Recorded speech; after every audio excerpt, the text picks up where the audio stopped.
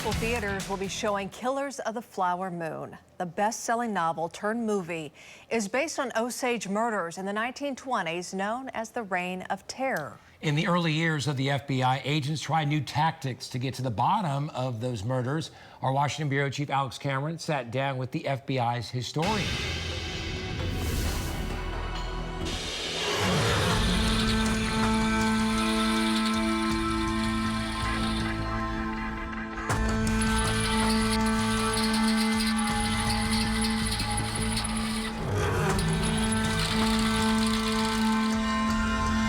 Do you think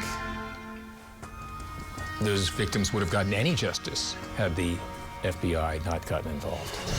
The way the case had been going before the Bureau started to get involved, no, I don't think the cases would have been solved at all. As a historian, and specifically the FBI's historian, John Fox makes that statement based not on feel but fact.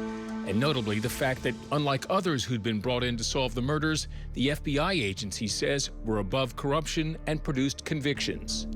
They certainly made use, as best they could, of the tools that were available, but this was a time when forensic science was in its infancy. Just as the FBI was.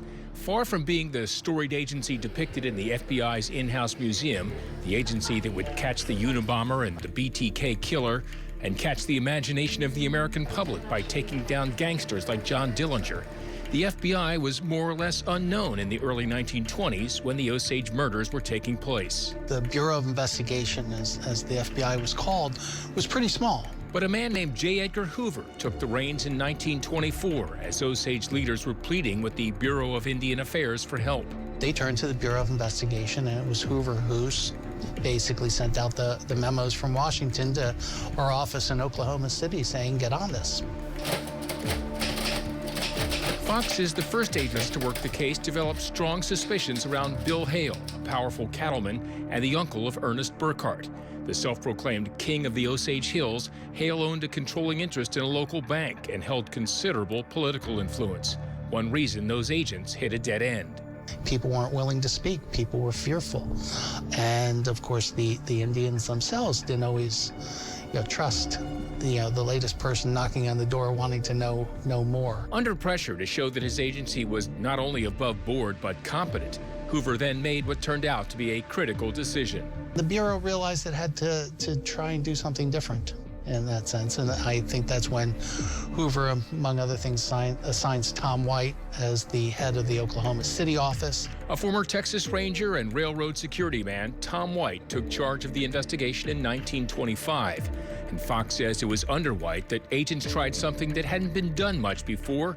They went undercover. By basically integrating themselves into the economy and the society there, they were able then to build trust with people, both those who end up being the victims and those who end up being the perpetrators. And in doing so, of course, are able to gather the evidence that really allows them to focus on Hale. The FBI saw Hale as a kingpin. Investigators focused on murders that, in addition to being committed on tribal land where they had jurisdiction, also seemed to have a clear link to Hale, like the execution-style shooting of Henry Rowan. It was clear that Hale was involved in something.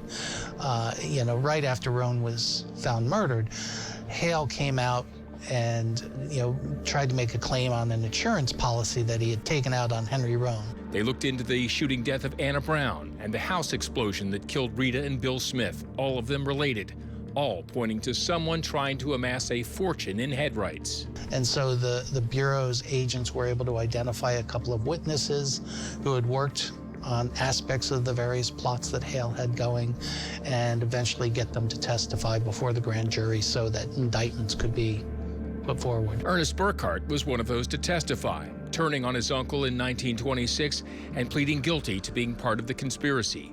Hale had persuaded Burkhart to marry Molly Kyle while simultaneously arranging for the murders of her family, Anna Brown, Henry Rowan, Rita, and Bill Smith. And investigators believed Molly was slowly being poisoned too.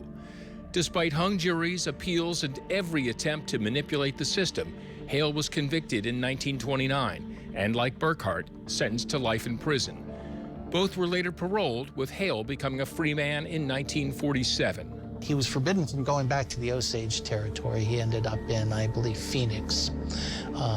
waiting tables towards the end of his life. Hale died in 1962 at age 87, a long life compared to those he cut short in a brazen attempt to take wealth that wasn't his. He was definitely a cold-blooded criminal. You know, how does he rank in the Bureau's pantheon of villains? He's certainly, you know, up there.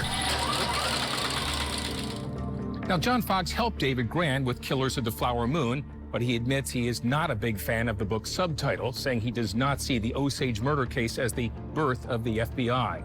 Still, he appreciates that the book and the movie will give people a better understanding of what the FBI does, which in 1920s Oklahoma, he says, was very good work. Alex Cameron from D.C. there. If you missed News 9's hour-long special on the Reign of Terror, you can watch it now on our streaming app through News 9 Plus, through Apple TV, Fire TV, and Roku.